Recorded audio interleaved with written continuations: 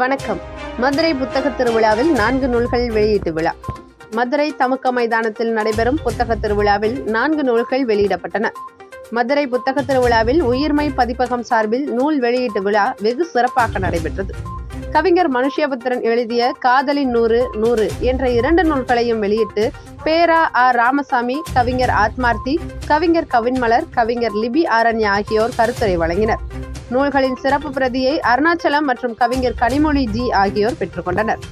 இதனைத் தொடர்ந்து கவிதா குமாரின் இன்று இப்படம் கடைசி நூலை எழுத்தாளர் தமிழ்ச்செல்வன் வெளியிட ஊடகவியலாளர் கவின்மலர் பெற்றுக்கொண்டார். இந்த நூல் குறித்து புத்தகம் குறித்து தமுக மாநில தலைவர் மதுக்கூர் ராமலிங்கம் கருத்துரையாற்றினார்.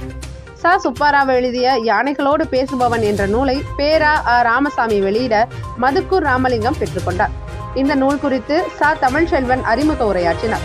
இவ்விழாவில் ஏராளமானோர் கலந்து கொண்டனர்.